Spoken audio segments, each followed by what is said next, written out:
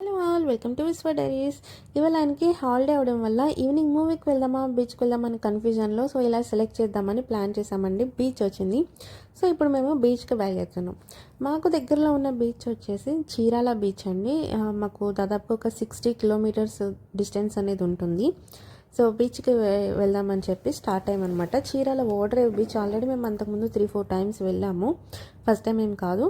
So ఇవాళ కూడా వెళ్దాము అని చెప్పేసి స్టార్ట్ అయ్యాము అనమాట. బీచ్కి వెళ్ళే దారిలో మొత్తం కూడా మీకు మోస్ట్లీ పొగాకే కనిపిస్తుందండి. అన్ని చేలు కూడా మొత్తం పొగాకుతోనే ఉంటుందన్నమాట. అక్కడక్కడ ఫ్లవర్స్ కూడా ఉంది. ఇది కొత్తగా వేస్తున్నారు కదా హైవే, ఆ హైవే అనమాట. అంటే హైదరాబాద్ నుంచి వచ్చే వాళ్ళ కోసం డైరెక్ట్ అటు హైవే అనేది వేస్తున్నారు కొత్తగా. మేము చెన్నైలో ఉన్నప్పుడైతే మాకు జస్ట్ 6-7 కిలోమీటర్స్లో ఇటొక బీచ్ ఉండేది, అటువైపు ఒక బీచ్ ఉండేదండి. ఇంకా ఎటు వెళ్ళినా కూడా బీచ్లు తగులుతూనే ఉన్నాయి. కానీ ఇక్కడ బీచ్ కోసం ఇక్కడ 60 కిలోమీటర్స్ అంత దూరం జర్నీ చేయాలి అంటే అక్కడ ఎంత మిస్ అయ్యామో అర్థమవుతుంది. అప్పుడేమో ఎటు వెళ్ళినా బీచ్కి వెళ్ళి అబ్బా బీచ్గా ఏం వెళ్తాం అనిపించేది. కానీ అక్కడి నుంచి వచ్చేసిన తర్వాత బీచ్కి వెళ్ళాలనిపిస్తుంది అనమాట. ఎప్పుడైనా ఉన్నప్పుడు దాని విలువ తెలియదు కదా మనకి. మన దగ్గర లేనప్పుడు, దూరమైనప్పుడునే మనుషుల విలువైన, వస్తువుల విలువైన మనకి తెలుస్తుంది అనమాట. సో ఫైనల్గా మనం చీరాల బీచ్ అనేది వచ్చేసామండి. ఇది ఓడరేవు బీచ్. చాలా చాలా బాగుంటుంది. మేము చెప్పాం కదా ఆల్రెడీ, అంతకు ముందు కూడా వచ్చాము ఈ బీచ్కి. సో ఫస్ట్ టైం అయితే ఏం కాదు. లాస్ట్ టైం వచ్చినప్పుడు కెమెరా ఏం తీసుకురాలేదండి ఫొటోస్ దిగడానికి. సో ఈసారి అయితే కనుక ఫుల్ ప్రిపేర్డ్గా వచ్చామన్నమాట బీచ్కి అనేది. ముందు వీడియోలో మీరే చూస్తారు ఎంత ప్రిపేర్డ్గా వచ్చామనేది. సో ఫస్ట్ అయితే నీళ్ళల్లో కాసేపు ఇలా ఆడుకున్నాం అనమాట. కొంచెం సేపు ఫొటోస్ అవి దిగాము. అంటే కెమెరాలో నేను తీసాను అండ్ పిక్స్ అనేవి కూడా. కుదిరితే నేను లాస్ట్లో యాడ్ చేస్తాను, లేదంటే కనుక షార్ట్ వీడియో ఒకటి చేస్తాను, దాంట్లో నేను యాడ్ చేస్తాను ఫొటోస్ అనేవన్నీ కూడా. సో లైటింగ్ ఉన్నప్పుడే ఫొటోస్ బాగుంటుందని చెప్పి ఫస్ట్ వెళ్ళంగానే మేము టైం అంతా కూడా ఫొటోస్కే స్పెండ్ చేసామన్నమాట. తర్వాత కొంచెం ఈవినింగ్ అయిన తర్వాత కూర్చోవచ్చులే, మళ్ళీ లైటింగ్ పోతే ఫొటోస్ రావని. సో ఇక్కడైతే నేను తీసిన ఫొటోస్ ఎలా వచ్చినాయా అని చెక్ చేసుకుంటున్నారనమాట, కరెక్ట్గా వచ్చినాయా లేవా అని. ఫొటోస్ అయితే నేను మ్యాక్సిమం లాస్ట్లో యాడ్ చేస్తాను తీసినవి కొన్ని. అలాగే సో బీచ్లో అయితే మీకు కొంచెం యాక్టివిటీస్ ఉంది. అలాగే బీచ్ దగ్గరలో ఫుడ్ కూడా అవైలబిలిటీ అనేది ఉందండి. చీరాల బీచ్కి చాలామంది హైదరాబాద్ నుంచి కూడా వస్తూ ఉంటారు వీకెండ్స్ అలాగా.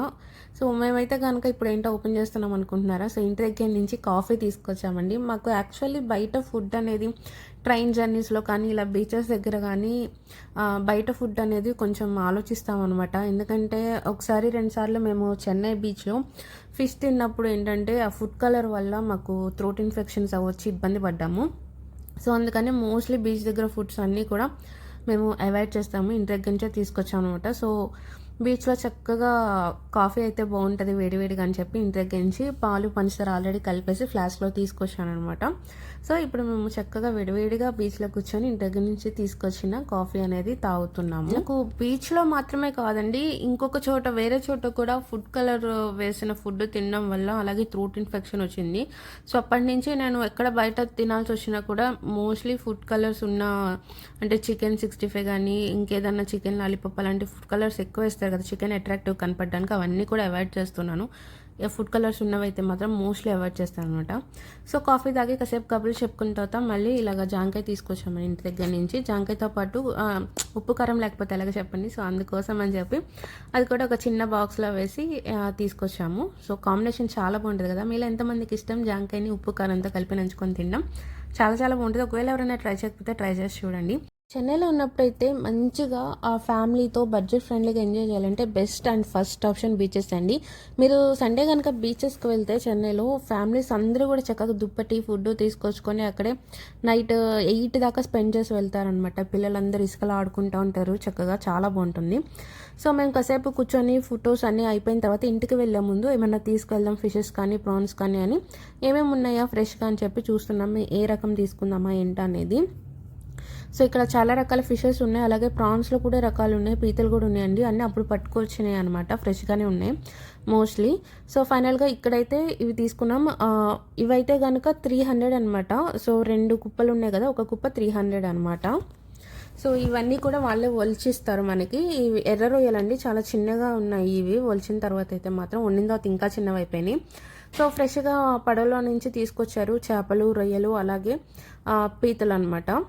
సో చూసారు కదా, పీతలు కూడా ఉన్నాయి, చాలా ఫ్రెష్గా ఉన్నాయి అనమాట. అక్కడ వాళ్ళు అమ్మేవాళ్ళు పాడుకుంటారు, పాట పాడుకొని తీసుకెళ్ళి వాళ్ళకి నచ్చిన రేట్ పెట్టి అమ్ముతారనమాట అవి.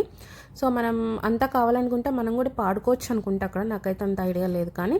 సో మేమైతే రొయ్యలు తీసుకొని ఇంటికి వచ్చేసామండి. చాలా ఎక్కువ వచ్చినాయి. మేము ఇద్దరమే కదా, నైట్ అంత ఎక్కువ అవుతుంది అని చెప్పేసి సగం తీసేసి నేను ఫ్రిడ్జ్లో పెట్టేశాను, డీప్లో పెట్టేశాను క్లీన్ చేసి. నెక్స్ట్ సగం అనేది ఆ రోజు నైట్ వండేసుకొని తిన్నాం అనమాట. పర్లేదు, బాగానే ఉన్నాయి 300కి, కానీ చాలా వచ్చినాయి అండి. ఇవి సముద్రం రొయ్యలు కదండి, నేను దాదాపు 5-6 సార్లు క్లీన్ చేశాను, అయినా కూడా కర్రీలో లైట్గా ఇసుక అనేది తగులుతానే ఉందండి. సో టేస్ట్ అయితే మాత్రం చాలా బాగా కుదిరింది.